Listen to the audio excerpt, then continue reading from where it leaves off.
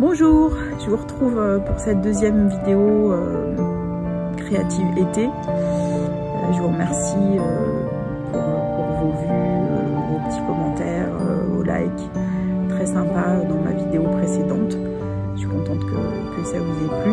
Comme je vous l'ai dit dans ma vidéo précédente, donc on a quitté la Bretagne et on se retrouve dans un nouveau paysage. On est un peu passé du bleu et blanc au vert, vert et rose, surtout vert, puisqu'on se retrouve donc dans le Doubs, après une courte halte à Paris. Donc bienvenue sur cette vidéo et pour ce petit voyage dans le Doubs.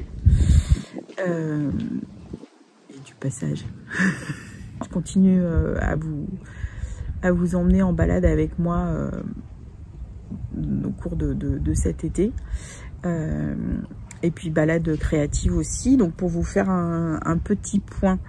Alors, côté brioche, j'ai quand même pu avancer, notamment dans les derniers jours en Bretagne et puis les voyages en voiture, cette fois sans erreur. Donc j'ai fini là la première section de brioche. Le brioche à l'issue, il sera en trois sections de brioche. Et donc 3 de point mousse. Donc là je vais reprendre une partie facile en point mousse. Il y a plusieurs d'entre vous qui m'ont suggéré de mettre un fil de sécurité.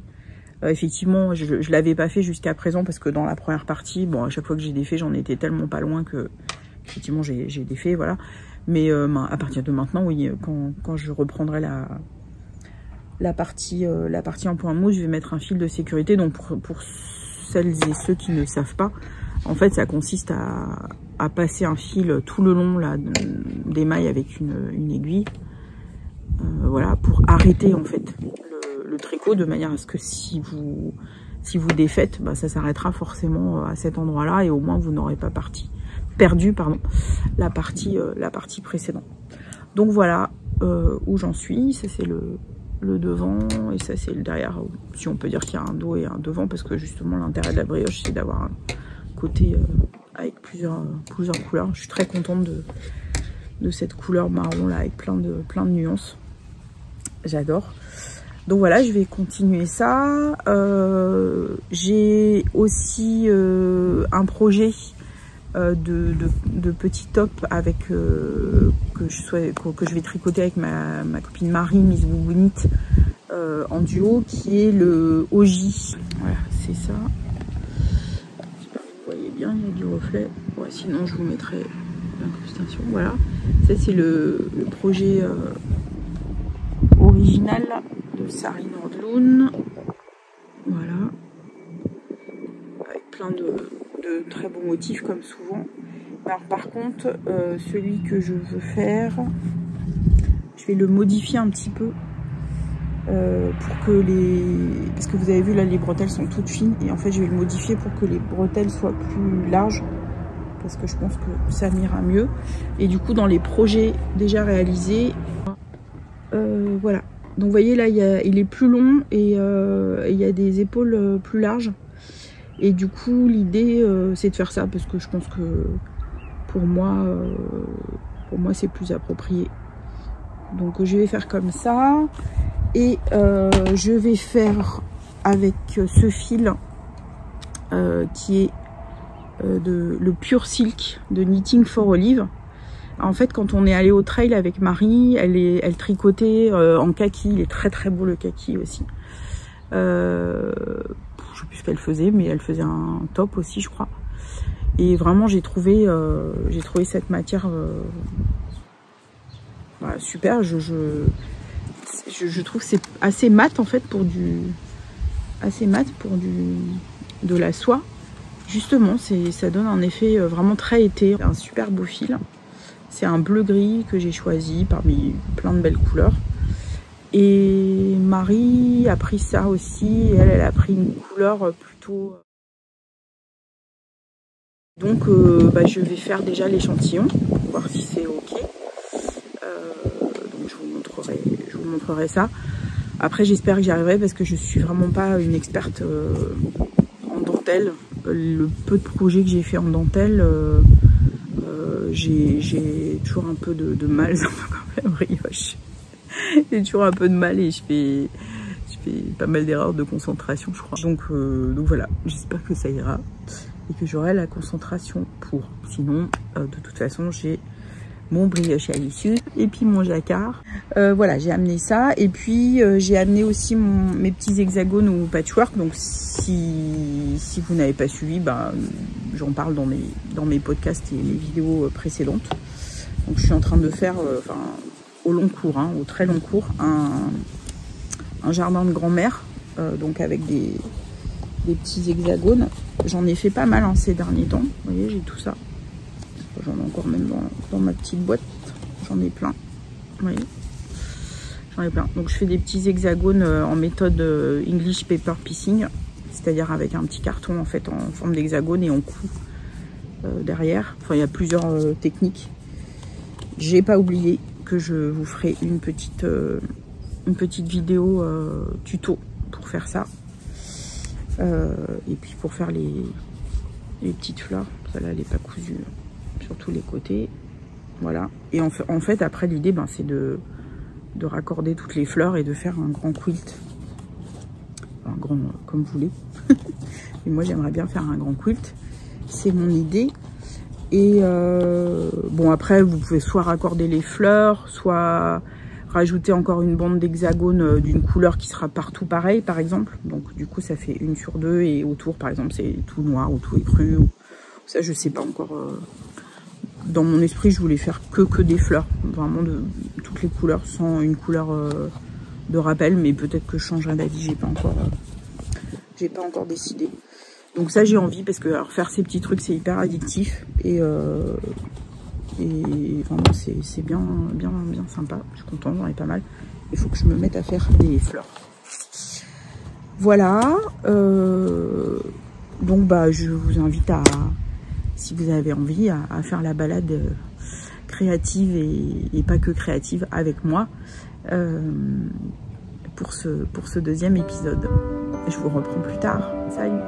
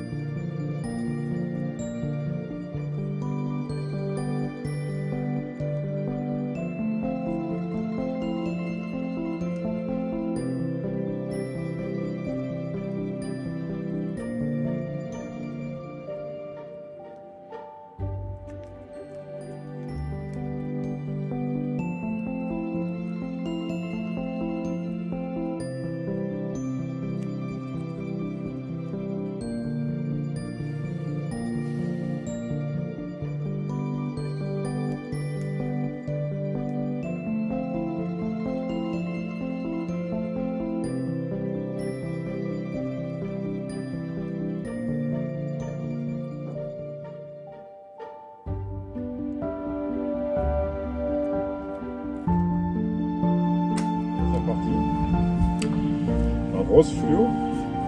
Non, mais c'est un fil de bâti, ça. Il est où mes petits ciseaux, ils sont où? Ça se verra pas. Hop. En fait, l'idée, c'est de prendre un fil qui ne coûte pas cher. Ah, mais pour faire ça, faut pas que je prenne le rose. Non, mais la cruche épaisse, là. J'ai pris le fil rose pour faire les fleurs. Le fil rose fluo. Ça, c'est pour quand je fais juste les hexagones, parce que ça ne se verra pas. Mais quand je fais les fleurs, il faut un fil qu'on ne voit pas du côté droit. D'accord?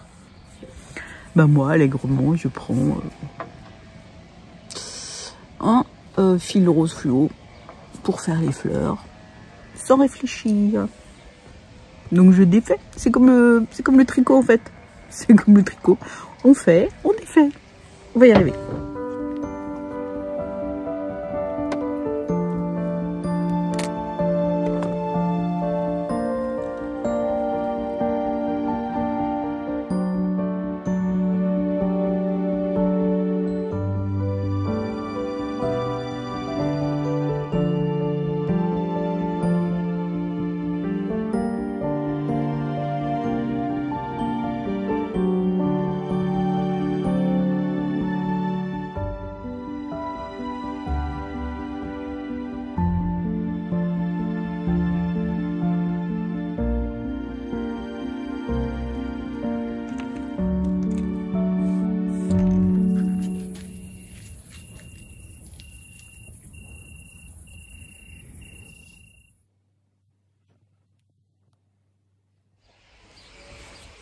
Bonjour, je vous reprends, on est le 29 juillet. Ce matin, je vais échantillonner pour le OG Tank de Sarri Nordlund. Je vais montrer. Donc voilà, c'est parti donc avec la Ultime Faux Relief. Je viens de lire qu'en fait, l'échantillon, il se fait avec le motif, quoi, avec la charte, le motif de dentelle. Ça m'abuse beaucoup moins déjà. J'ai jamais fait un échantillon en fait qui soit pas en jersey ou en mousse quoi. Bon bah écoutez, je m'y colle hein, parce que il vaut mieux quand même pour réussir son truc, mais bon. Ça va être plus compliqué que j'avais pris ça ce matin en me disant ouais, allez, je suis fatiguée, je vais faire un carré en jersey et pas du tout. Il faut que je fasse un carré en suivant le modèle quoi, la dentelle et tout ça. Bon. Si vous vous posez la question, j'utilise des aiguilles Xiaogu. Pour deux raisons. Parce que je trouve que c'est le meilleur câble que j'ai trouvé, qui reprend vraiment sa position, qui se tord pas, voilà, qui se remet bien comme il faut. Merci Gaspard. Et parce que les pointes sont... Oui, la caméra, là. Les pointes sont... Bon, c'est à la fois assez pointu, mais en fait, quand on met le doigt, ça pique pas fort, contrairement au Sharp, comment s'appelle l'autre marque, qui est très bien aussi. J'écrirai si j'arrive à me souvenir. Et comme moi, j'ai sur certains gestes, je pique l'aiguille, en fait. Du coup, les Sharp, ça me faisait trop mal. Donc ça, elles me font pas mal.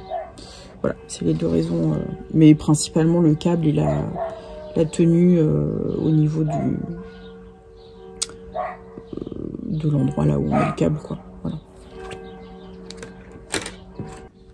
Et ça, c'est ma pochette à aiguille qui me suit partout et qui m'a été faite pour un calendrier de l'Avent.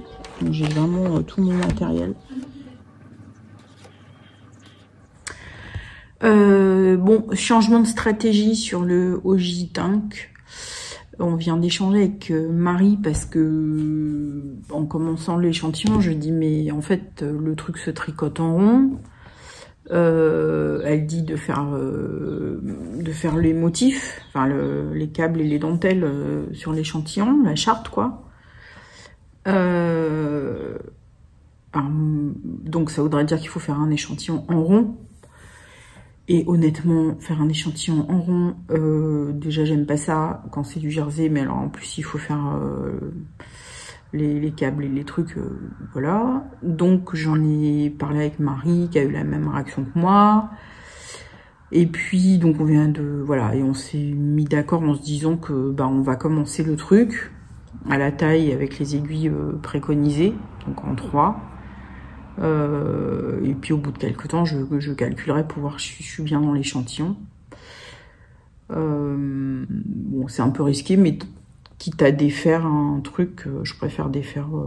Enfin, je préfère me dire qu'il y a une petite chance de pas défaire le projet si la taille va bien.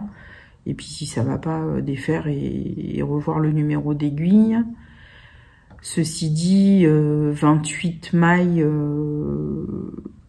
28 mailles, si l'aiguille 3 ne va pas, je suis pas sûre que j'ai envie de le faire en aiguille moins que 3 mm. Hein. Donc bon, voilà, je pars sur faire le truc en aiguille 3 comme préconisé. Je croise les doigts pour que l'échantillon marche. Et sinon, bon, bah, réflexion sur la suite des événements. Alors j'ai monté mes mailles nombreuses. Et là j'en suis au délicat moment où je veux ne pas vriller mes mailles. Et j'en profite pour les recompter. Je vais choisir mon joli marqueur. Ça c'est des trucs que j'aime. Ça c'est ma boîte à merveille. Avec mes marqueurs préférés. Ça c'est mes marqueurs en porcelaine. Atelier Camélia. Voilà. Et ça c'est tous mes petits marqueurs. C'est plutôt des pierres. Des petites choses que moi je trouve précieuses. Et là, qu'est-ce que je vais prendre? J'ai envie de prendre ça. Je sais plus si ça faisait partie. Je crois que c'était les choix solidaires aussi, je sais plus. Voilà, il n'y a plus qu'à espérer que j'ai pas vrillé. Un de mes plaisirs quand je commence un projet, c'est d'aller créer ma fiche sur Ravelry. C'est comme pour les bouquins. J'adore mettre quand je commence et je finis un bouquin sur mes réseaux, bouquins, livres addicts, glyphes, tout ça. Je trouve ça très sympa. Et voilà. J'ai fait ma petite page projet.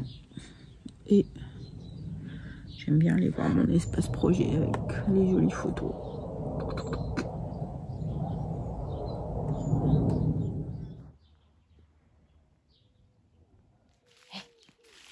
Ouais, c'est mon chacha. Tu viens me voir? Tu viens me voir, ma beauté?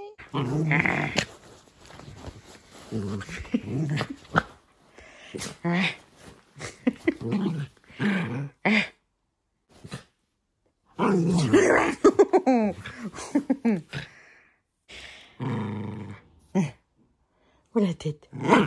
Oh la tête de furie. Oh la tête de furie.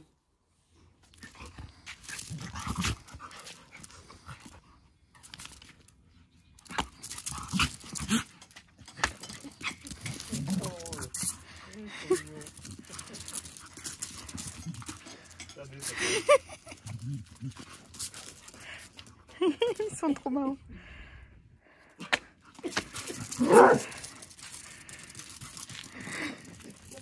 Ils sont tout contents de jouer. Je suis Audrey Yarnflex sur Patreon, donc je suis en train de choisir le patron avec le code gratuit qu'on a chaque mois. Je vous reprends après cet intermède animalesque. Vous avez découvert l'autre visage de Gaspard. Gaspard, le démon. Je suis en train de récupérer mes aiguilles 3 mm sur mon projet Oji pour pouvoir tricoter sur mon Zelda. Parce que c'est les mêmes numéros d'aiguilles et que j'en ai qu'une paire. Je me rends compte que je vous ai pas... Vous avez dû voir que j'ai changé de lunettes, mais je vous ai pas raconté. Enfin, ceux qui me suivent sur Instagram ont un peu suivi, mais j'ai cassé mes lunettes. Et du coup, je suis allée dans la petite ville d'à côté chercher de l'aide. Elles étaient pas... Donc ma monture, c'est ma monture que j'ai cassée. Elle n'était pas réparable. Du coup, ils m'ont proposé des montures pas chères et tout ça. Et en regardant dans la boutique, j'ai vu ces lunettes qui sont... c'est du bois, en fait. Du coup, j'ai posé des questions. Alors déjà, la couleur m'a attirée parce qu'il y a au moins 15-20 ans, j'avais des lunettes bleues comme ça, bleu électrique. Et je sais pas, j'avais adoré. Et bon, après, j'ai changé de style, de couleur et tout ça, mais j'avais vraiment bien aimé, puis j'avais en tête d'en retrouver. Donc déjà la couleur m'a attirée, et après j'ai compris que c'était du bois, donc j'ai posé des questions. Et en fait, ce sont des lunettes qui sont faites dans les Vosges, donc pas loin d'ici. Je trouve ça super sympa parce que c'est quand même du local et puis c'est original. Et franchement, c'est hyper confortable. Donc je sais pas à l'usage, mais c'est super confortable. Et je suis contente de mes lunettes rigolotes. Voilà, je voulais vous raconter ça. Donc là, je suis rentrée à l'intérieur parce que c'est le début d'après-midi et donc il fait un peu chaud. Et j'ai envie de, comme je vous le disais, je le fais à l'envie. Donc j'ai pas envie de continuer mon OJ, ni envie de continuer mon brioche à l'issue, que j'ai tricoté un petit peu hier soir. Je le garde peut-être pour le soir un peu tard quand je suis fatiguée parce que j'en suis à la partie point mousse, donc c'est super facile. Et là, je sais pas, j'ai envie de reprendre mon Zelda Crop parce que franchement, bon, j'aimerais bien avancer. Ah, je suis sur un des quelques rangs du projet à 3 couleurs. Donc, je voulais vous montrer, mais sachant que je suis pas du tout loin d'être encore au point sur le sujet. Ça commence à aller un peu mieux, mais bon, déjà je crois que j'ai trouvé ma manière de faire. Alors vous voyez, voilà, il se passe toujours des trucs. C'est ça qui me fatigue un peu là.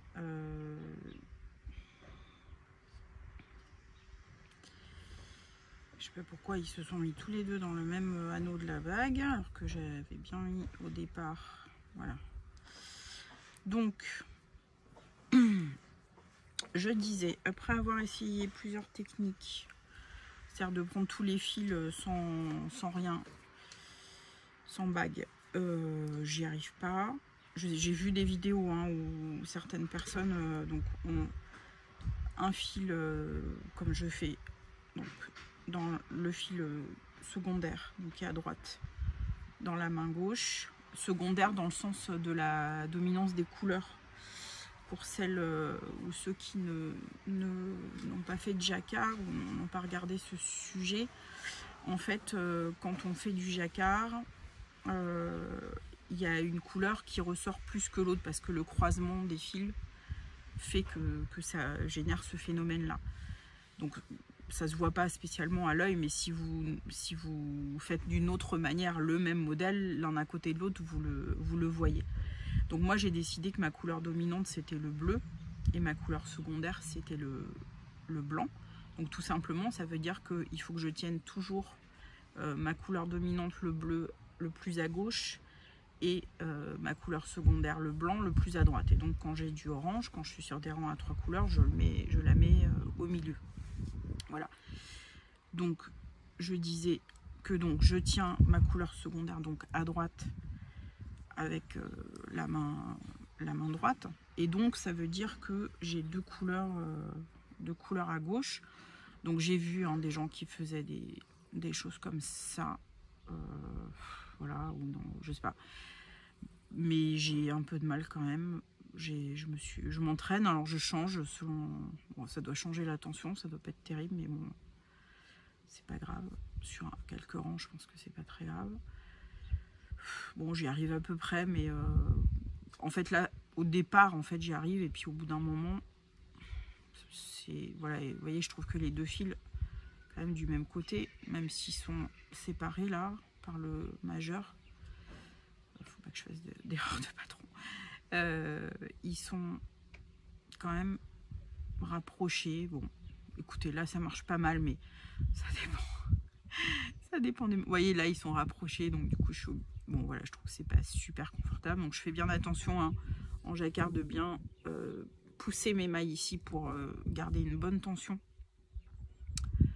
Et que ça fasse pas, vous savez, tout gondoler, que ça soit pas trop serré, tout simplement.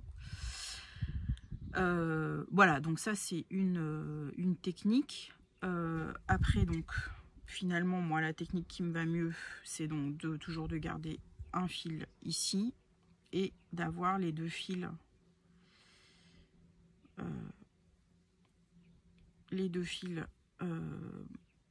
dans la main gauche avec cette bague. Donc, je trouve que la difficulté, c'est la tension. C'est-à-dire qu'au départ, voilà, hop,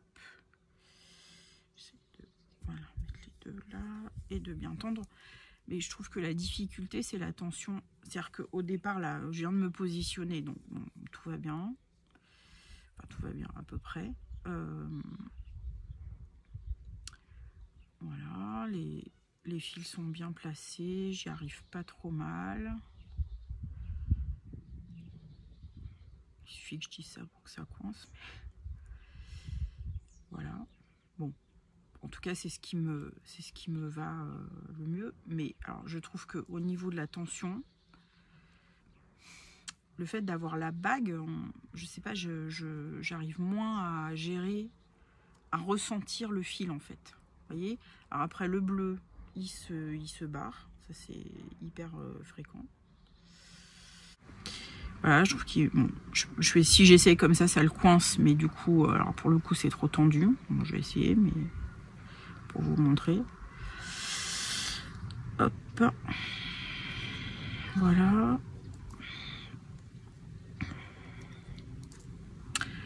Donc, on en était là.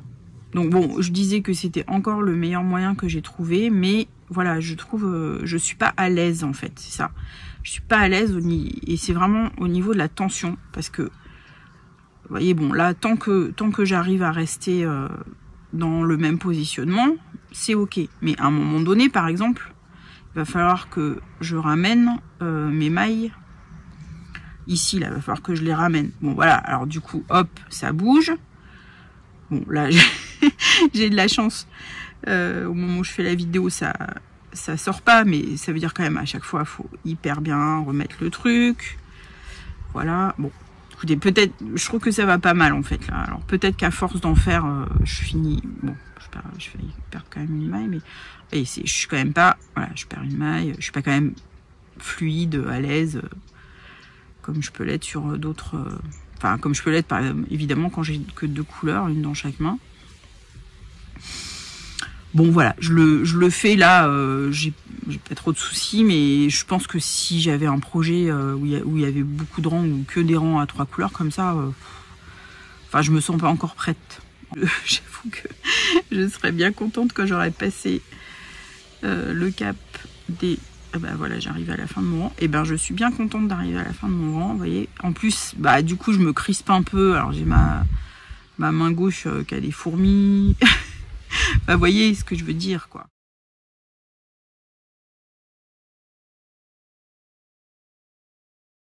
Vous voyez, je suis quand même nettement plus rapide et plus à l'aise quand j'ai 2 couleurs.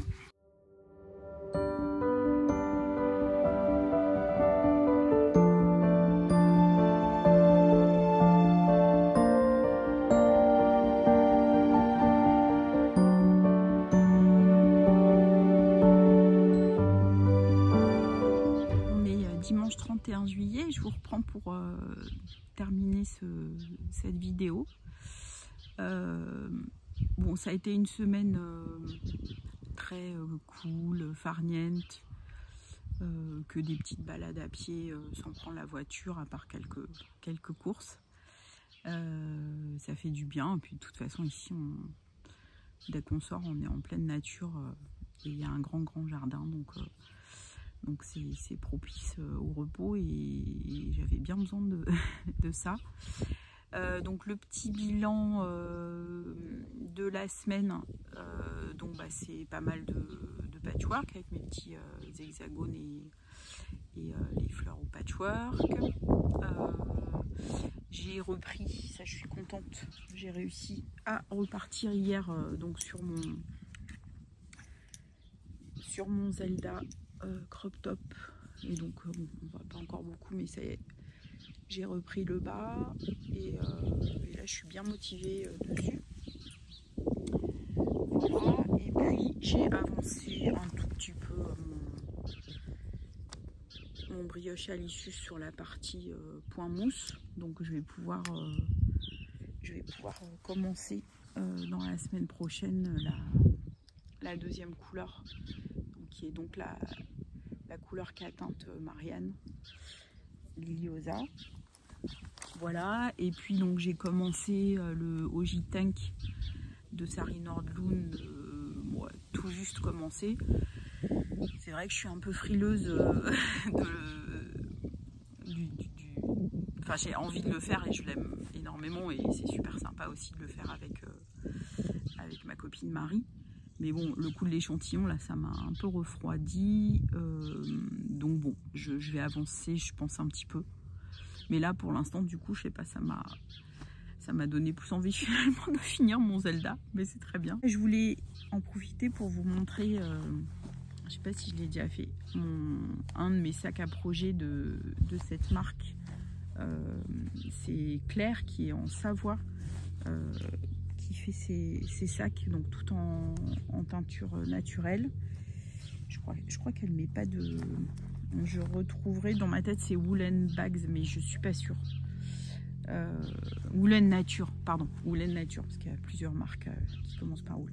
C'est Woolen Nature, mais vraiment j'aime beaucoup son travail, et puis bon, elle fait ça avec beaucoup d'éthique et tout ça, donc voilà, je voulais vous montrer ça. Je voulais vous montrer aussi, parce que donc c'est ce mois-ci, enfin depuis le mois de juin, ouais, à peu près depuis le mois de mai-juin, j'ai repris pas mal la lecture, très motivée par Eve, que vous connaissez tous, ex-Bobine et Pelote, atelier EV3 pour sa partie créative et EV3 lecture pour la partie lecture, littérature. Et cette semaine, donc notamment, j'ai fait pour la première fois un petit challenge 7 jours, 7 livres. Donc bon, pour ceux qui veulent regarder ça, c'est plutôt sur Instagram que je communique là-dessus. Mais je voulais quand même vous faire un petit point des lectures de juillet, parce que notamment j'ai eu 2 gros coups de cœur. Un vraiment très gros coup de cœur pour La vraie vie de Adeline Dieudonné. Je l'ai pas là, il est resté à Paris, mais je vous mettrai la couverture. Bon, je suis pas une chroniqueuse et je sais pas spécialement faire et j'ai pas non plus préparé et réfléchi à la question. Simplement, alors c'est un livre assez, pas assez, c'est un livre dur. Avec des sujets de violence intrafamiliale, de l'animal qui est en l'homme. C'est assez brutal, autant dans le style que dans l'histoire. Mais alors vraiment, moi ça a été une petite claque, quoi, vraiment une belle surprise. Donc voilà, je voulais vous en parler. Et puis j'ai lu également ce manga là que je vous montre, et ça aussi c'est un coup de cœur là qui m'a été offert par Eve, merci beaucoup. C'est une très belle histoire, c'est une jeune femme qui perd sa meilleure amie qui se suicide, et voilà, c'est un parcours après ça. Et vraiment j'ai trouvé ça très très beau, autant au niveau de l'histoire que des émotions et des dessins. Et puis je lis la lecture à la créativité, parce que je voulais vous montrer, le mois dernier j'ai cousu cette pochette à livres, parce que je m'attaque à la recherche du temps perdu.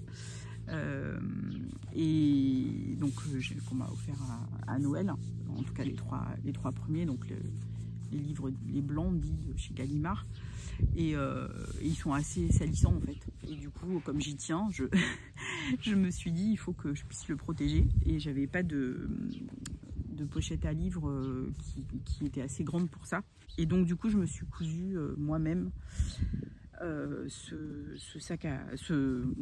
pochette à livres pour le protéger, spécialement celui-là. Alors donc c'est des morceaux de wax en fait. On m'avait donné tout un tas mais vraiment des petits bouts de wax. Bon, je les ai pris parce que j'adore le wax et les tissus wax, et je me suis dit bon, on verra si un jour j'en fais quelque chose, et comme je fais du patchwork, bon, les petits bouts ça effraie pas trop les couturières de patchwork, et du coup bah voilà, j'ai mélangé des wax. Là c'est pas un wax, c'est un tissu que j'avais, un tissu de patchwork pour la doublure, j'ai regardé une ou deux vidéos. Je vous les mettrai si vous voulez en dessous, si ça vous intéresse, pour me faire donc cette petite pochette à wax. Enfin, c'est de la couture basique, hein, mais bon, n'empêche que voilà, moi, une pochette doublée, je savais pas, enfin, je me rappelais plus trop en fait, à vrai dire. Et voilà, je suis très très contente de ma pochette, hein, qui peut protéger mon joli livre. Voilà pour lier le créatif et la lecture. Bah voilà, je vous laisse pour cette deuxième vidéo créative été. J'espère que ça vous a plu. C'était plus orienté sur mes activités et moins de voyage, puisque voilà, je suis revenue dans le Doubs et c'est le reflet de mes vacances cette semaine. C'était ressourcement et repos. Donc ça fait beaucoup de bien. Et puis bah, je vous quitte et je vais continuer à faire ça. C'est-à-dire voilà, mettre là au pied de l'arbre que j'aime beaucoup du jardin, et puis prendre mon tricot ou ma lecture, l'un et l'autre alternés. Voilà. Et merci d'avoir regardé cette vidéo jusqu'au bout si vous êtes encore là. Et je vous dis à très bientôt.